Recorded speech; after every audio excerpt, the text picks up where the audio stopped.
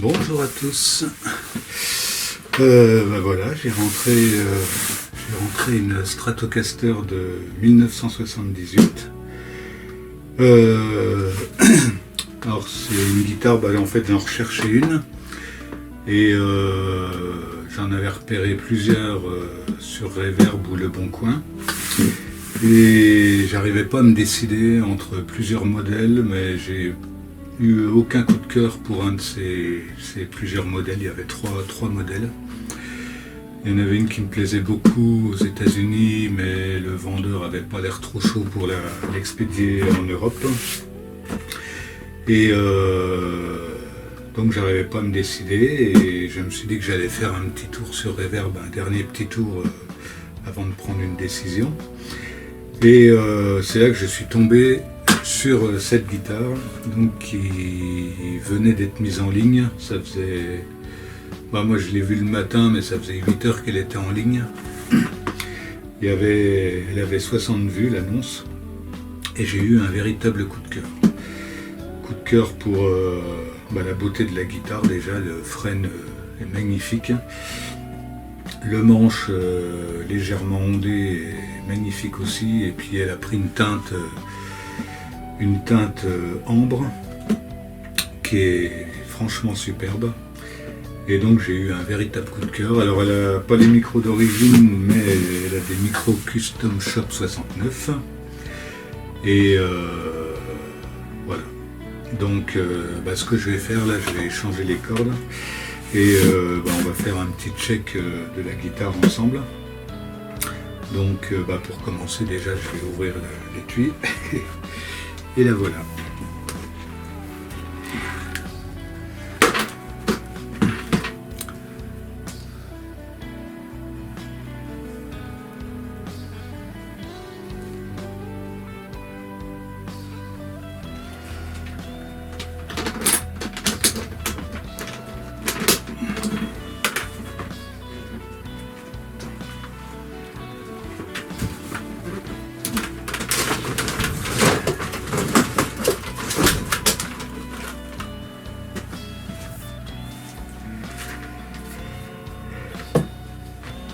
Voilà la bébête.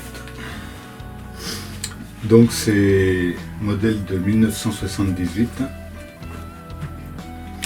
Donc on voit bien la grosse tête période CBS avec le logo sur la tête, le numéro de série sur la tête, pardon.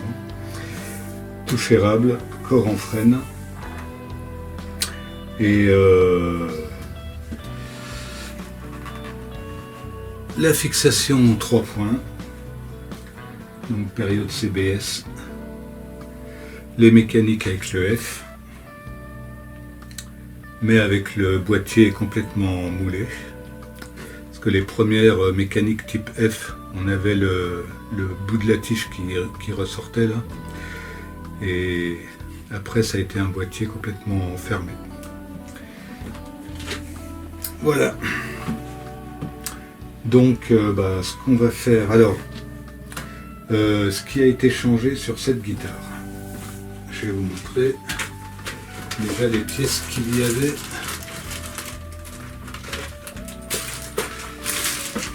Donc ça c'est la tige de trémolo, là il y avait des straplocks qui ont été installés.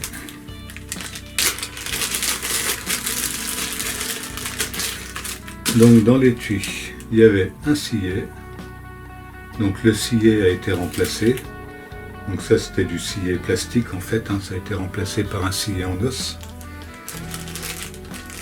Le sélecteur, donc qui était un 5 positions, mais qui a été remplacé, je ne sais pas pour quelle raison, et apparemment la prise jack a été remplacée aussi.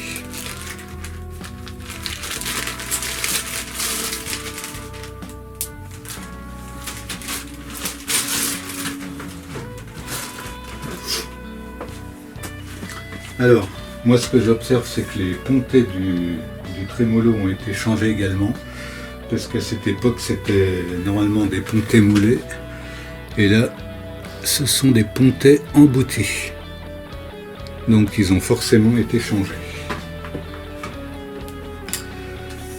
Et moi, sur ces strates de 1978, il y a toujours une chose qui m'a dérangé et qui est même rédhibitoire. Bon, pas pour l'achat, mais pour la suite. C'est la plaque noire avec les contours de micro et les boutons noirs. Donc, quand je l'ai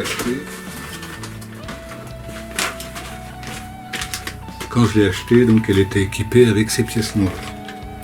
Et ça, j'aime pas du tout. Je trouve qu'il n'y a rien qui ressort. Donc moi, ce que j'ai fait, j'ai acheté des boutons Pure Vintage 65, je crois, de chez Fender. Donc c'était un kit avec les capots de micro, les 3 boutons, le bouton du sélecteur et le bouton de la tige de trémolo. Et donc ce que j'ai fait pour pas qu'il y ait des pièces neuves sur une guitare ancienne, c'est que je les ai reliquées. Donc je vous montre ça.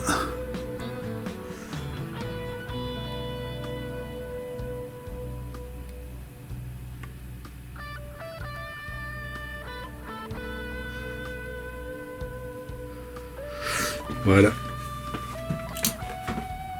Et la tige de trémolo, pareil.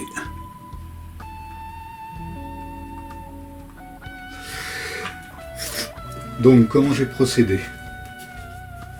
Alors déjà je les ai poncés au grain 240, je crois. Oui, 240. Donc j'ai poncé les capots, les boutons, tout ça. Ensuite, bon, la tige de trémolo, je l'ai râpé un petit peu sur le béton, le bout du bouton du sélecteur, pareil. J'ai râpé un petit peu sur le béton. Et donc une fois que je les ai poncés, je les ai fait tremper dans un mélange de marc de café, plus de la teinte Colortone Vintage Amber. Voilà, donc j'ai mélangé de la teinte avec le marc de café, j'ai fait tremper les boutons dedans. Alors je les ai fait tremper pendant 1 heure, parce que bon, je voulais pas que ça soit qu'ils changent trop de couleur, donc je les ai fait tremper pendant 1 heure. Ensuite je les ai rincés, et donc ça m'a donné cet aspect-là, quoi. Donc qui me convient parfaitement bien. On voit quelques nuances, voilà. Et ensuite les traces de saleté là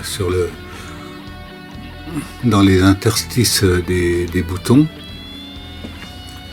la fausse saleté, ça je l'ai obtenu avec un bâton de cire à boucher. Voilà, ça c'est de la cire en fait. Et ce que je fais en fait, je frotte la cire qui vient se déposer dans les interstices. Et puis après, après il faut enlever le surplus, hein, parce que sinon ça fait des grandes traînées noires. Et méthodiquement, avec une petite lame de scalpel, j'ai retiré l'excédent pour ne laisser que quelques traces et que bon, ça fasse quand même assez réaliste, quoi.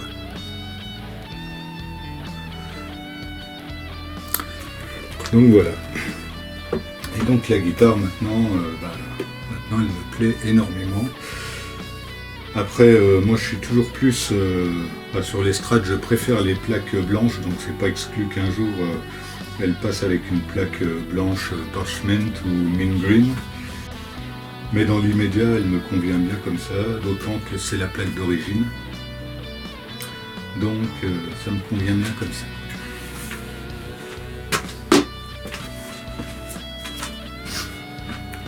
Donc ce qu'on va faire, c'est qu'on va démonter les cordes déjà.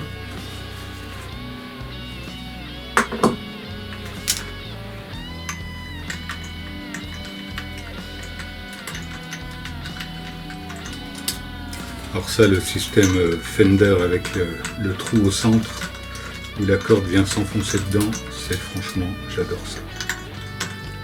C'est vraiment pratique.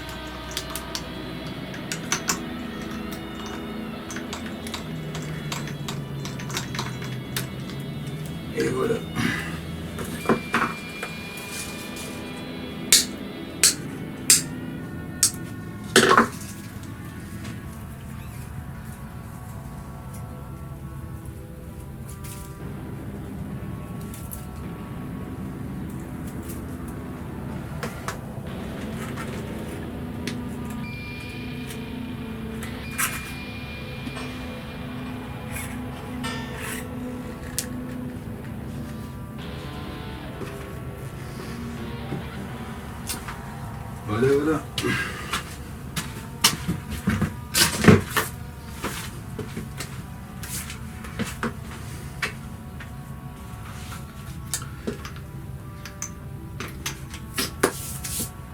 Donc ensuite, on va démonter le pickguard et on va voir ce qui se passe en dessous.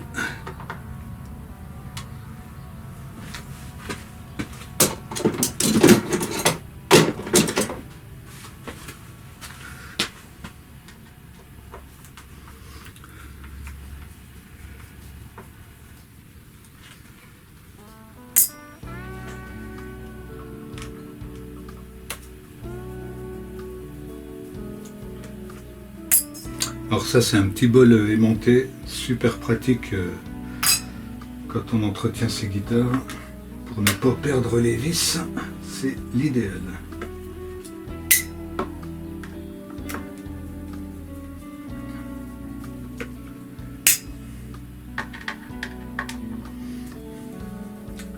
Bon, en fait j'ai déjà démonté la plaque puisque j'ai changé les contours de micro déjà.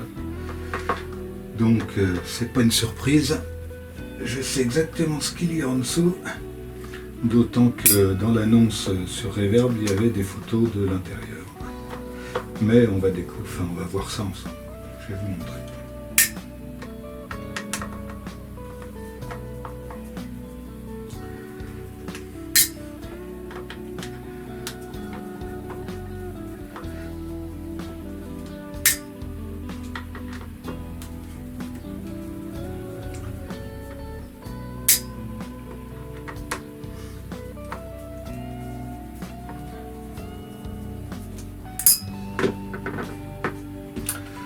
Donc voilà, j'ai dévissé les 11 vis.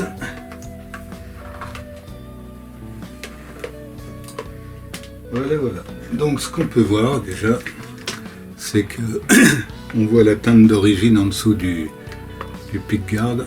Voilà. Et on voit comment la guitare, le vernis s'est foncé pendant ses 48 ans de vie pour atteindre une teinte vraiment belle.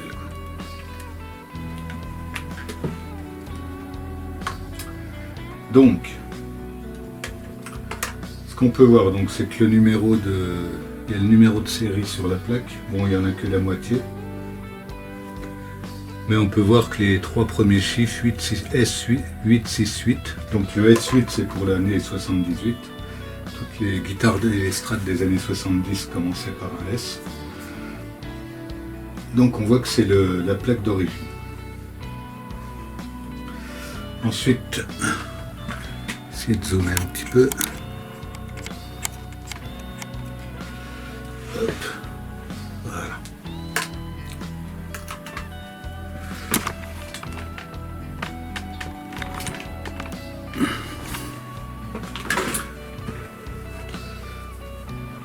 Donc on peut voir. Voilà.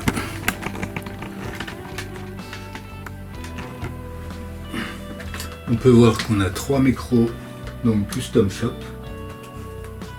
Sur ces 3 micros, on en a 2 qui ont les initiales AY.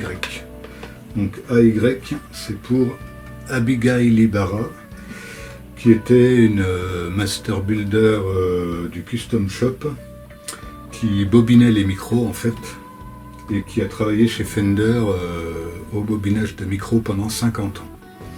Donc elle a commencé au tout début de Fender et elle a repris sa retraite au début des années 2000. Et donc c'était une excellente bobineuse. Et donc quand on n'a que ses initiales, en fait elle, quand elle bobinait des micros, elle signait avec son nom complet. Si on n'a que les initiales AY, c'est que c'est quelqu'un de son équipe qui a bobiné les micros. Voilà. Donc il y en a un qui date du 15 février 99, un qui date du 17 mars 2000 et le troisième n'a pas de date. Mais bon, c'est un grey bottom, donc il n'y a que les Custom Shop 69 qui sont en grey bottom chez Fender à ma connaissance, donc bon, il y a peu de doute que que ça soit bien un custom 69. Voilà, donc le sélecteur 5 positions qui a été changé, là c'est un, je sais pas si c'est un WAC, enfin c'est Made in USA, donc c'est, ouais, ça doit être ça, ça doit être un WAC. Donc ensuite les potentiomètres, donc alors normalement les potentiomètres des années 70 sont datés. Voilà, donc celui-ci 137, 78, 26. Donc 137 ça correspond à CTS, donc c'est la marque CTS. 78 c'est donc l'année, donc ils sont bien de 78 et 26. Celui-ci n'est pas d'origine, il n'est pas daté. Alors je ne sais pas à quel moment il a été changé, mais dans tous les cas il n'est pas d'origine. Et celui-ci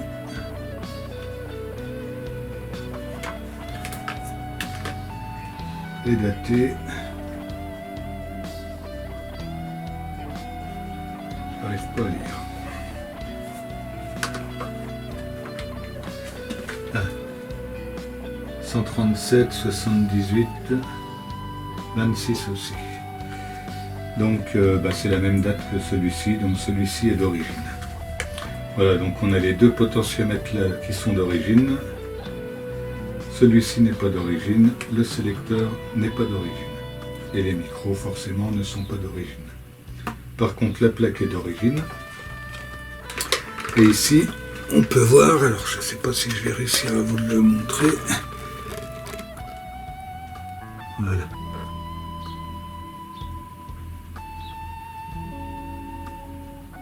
C'est daté du 27 novembre 1978.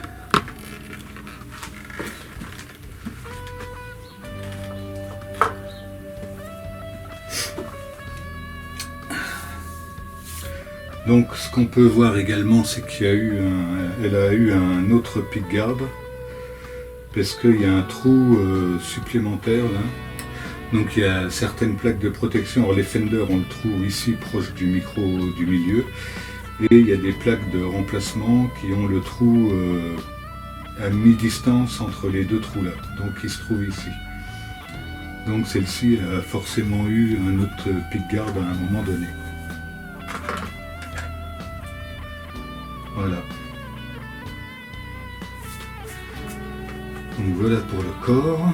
Je vais remonter la petite plaque.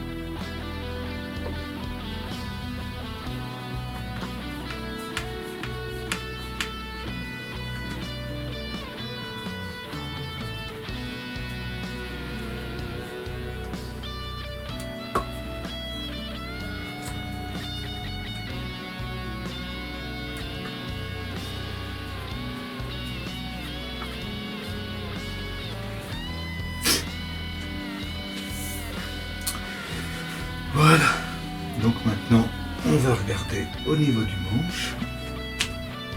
Donc ça par contre je ne l'ai jamais démonté encore.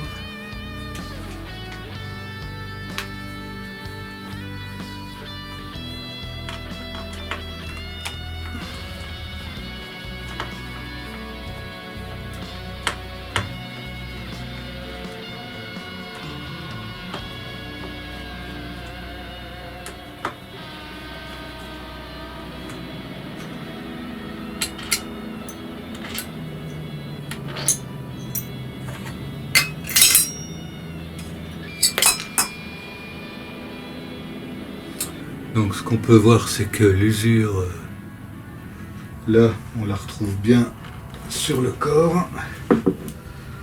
On retrouve bien la même usure, donc c'est bien la plaque d'origine. On voit le changement de teinte aussi sous la plaque.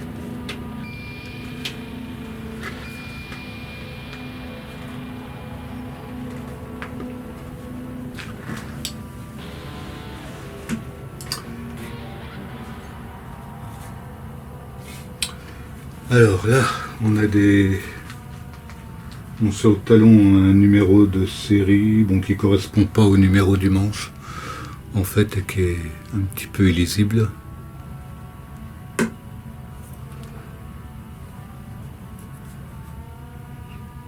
Et là, on a des tampons, mais c'est pareil, on n'arrive pas à lire. Normalement, il y a le nom de la personne qui a fait le contrôle qualité. Donc ça c'est le réglage micro-tilt qui a été breveté par Fender. Donc il y a une vis ici, une petite vis sans tête là, qu'on peut avec le bouton là, et ça passe à travers le trou là. Donc avec le petit bouton là, donc en passant par là, on peut visser la vis et ça donne de l'inclinaison au manche. La vis ressort là. Voilà, on la voit ressortir et ça donne l'inclinaison au manche.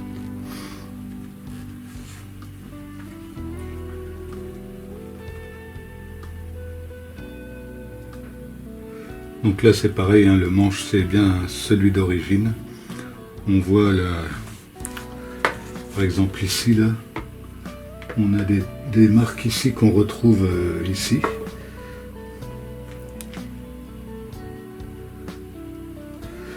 Donc c'est bien le manche et le corps d'origine. Je vais dézoomer un peu parce que voilà. Donc en fait ce qu'on peut voir c'est que le manche il a quand même pas mal été joué. Hein. On voit que sur les côtés il y a pas mal d'usure. La tête bien marquée aussi. Donc c'est une guitare qui a dû faire des répètes, des scènes. Mais bon, elle est en relativement bon état, franchement. Et le manche est magnifique. Quand on le met à la lumière, voilà. Je vais la mettre à l'endroit. On voit tous les reflets de l'érable, là, c'est superbe.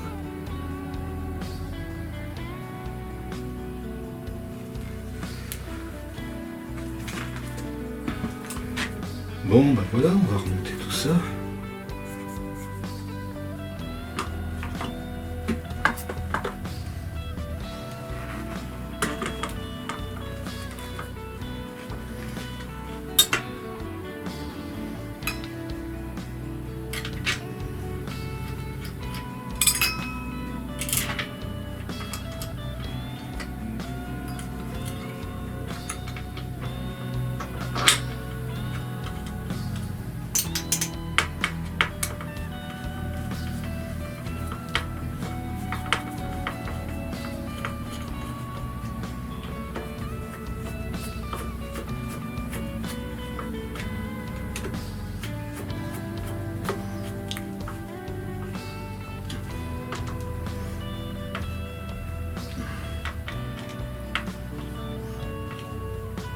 Voilà.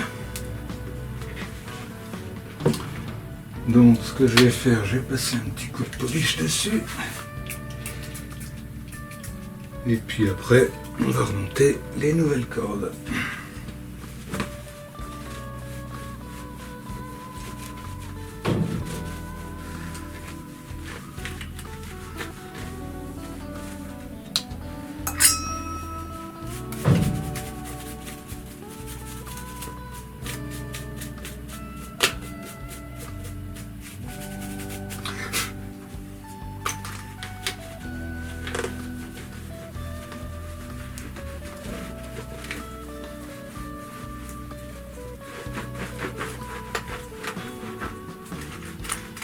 Donc moi quand je change les cordes sur mes guitares, je passe toujours un bon coup de polish. Si c'est une touche palissandre, je passe du produit sur la touche pour la nettoyer. Quand c'est une touche érable comme ça, on passe du polish pour la nettoyer. Et quand je vois des touches qui sont pleines de crasse, ça m'insupporte plus au point.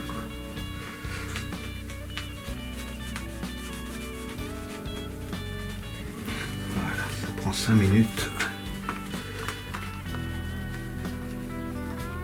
Hop.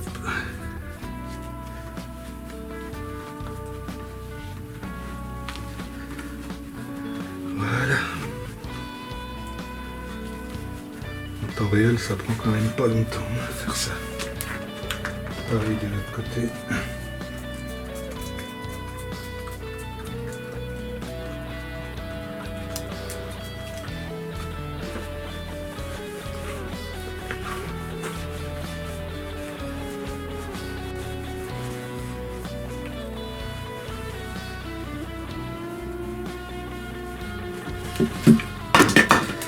Ça c'est fait.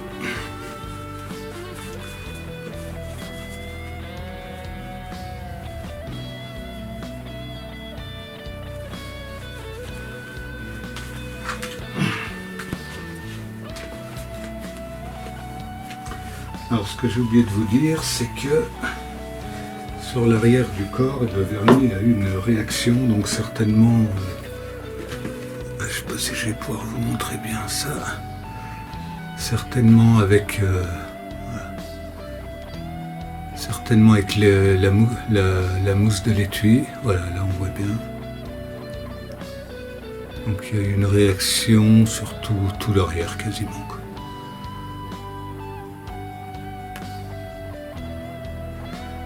Donc c'est très certainement une réaction avec la mousse de l'étui, quoi. Du vernis avec la mousse de l'étui. Voilà.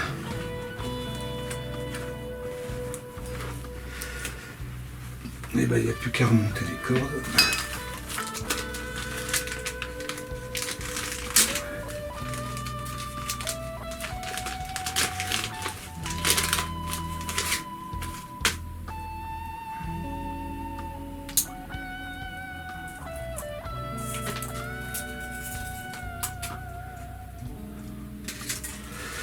En même temps, je vais vous montrer la technique pour les... Hop, voilà. Pour monter les cordes avec les mécaniques, avec le trou au milieu, c'est pas compliqué.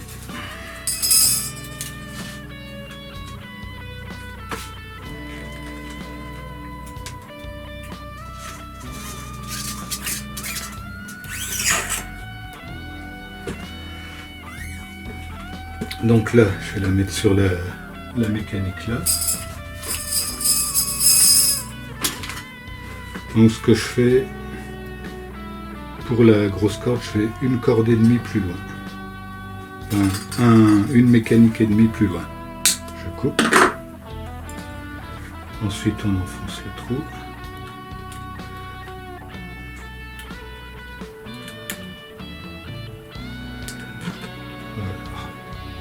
Alors c'est un peu plus serré que les mécaniques vintage. Et voilà. Et après on tourne.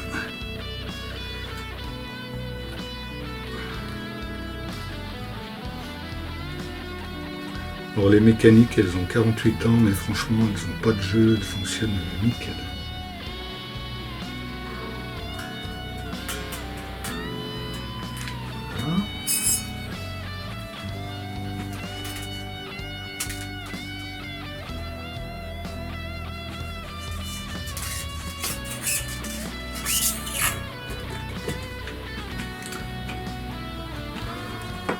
Donc là c'est pareil, je fais 1,5.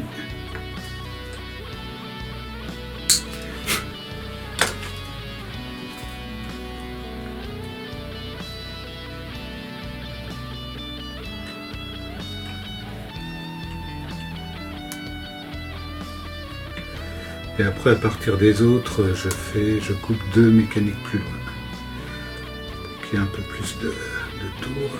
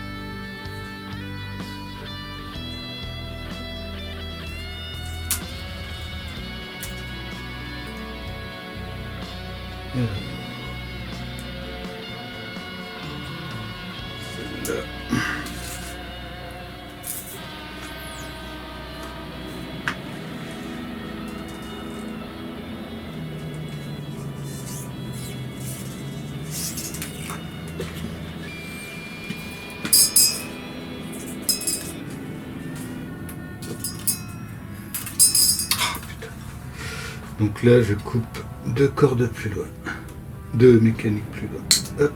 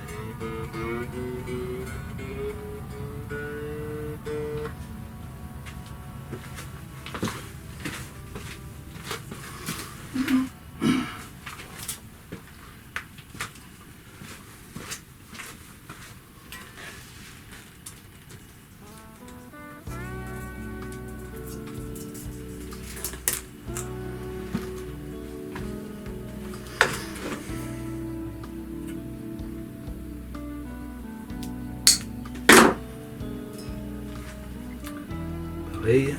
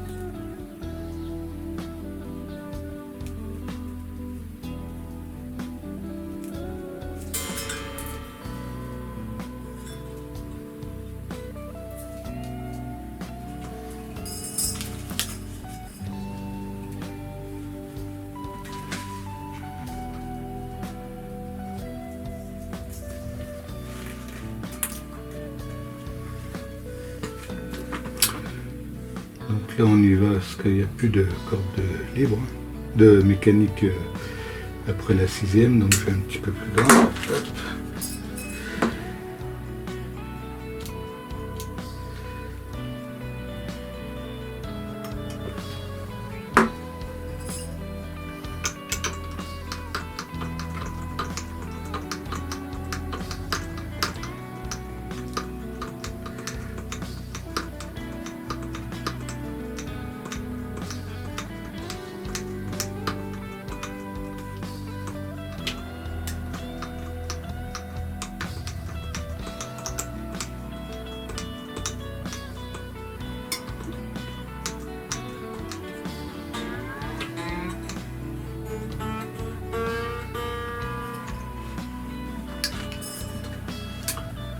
Et la dernière.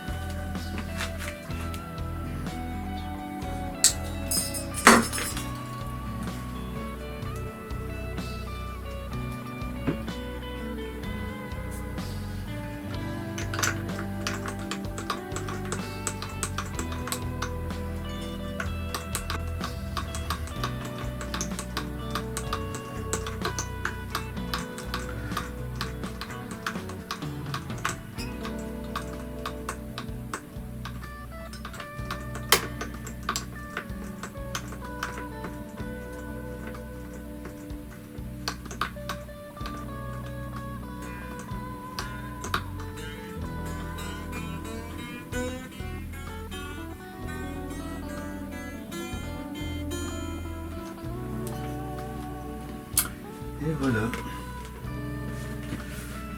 Alors. Donc là, je vois que le trémolo, il est légèrement décollé. Donc ça me conforte dans l'idée que c'était du 9,42 qui était monté. Et moi, je monte du 10,46. Moi, le trémolo, j'aime bien quand il est flottant. Donc je vais desserrer un petit peu à l'arrière pour qu'il se décolle encore plus. Je vais m'accorder.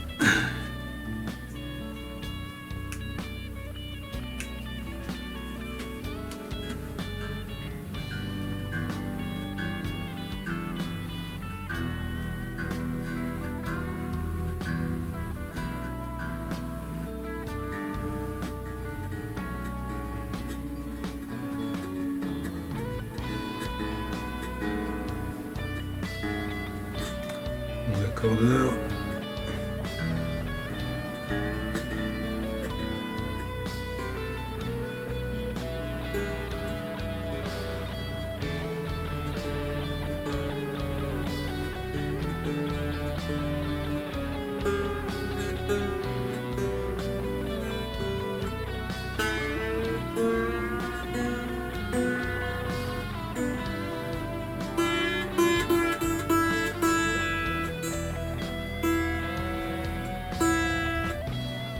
Voilà, là je suis accordé et on voit que le trémolo est bien décollé, environ 3 mm, c'est comme ça que je l'aime. Parce que comme ça on peut le tirer dans les deux sens. Par exemple je mets la tige.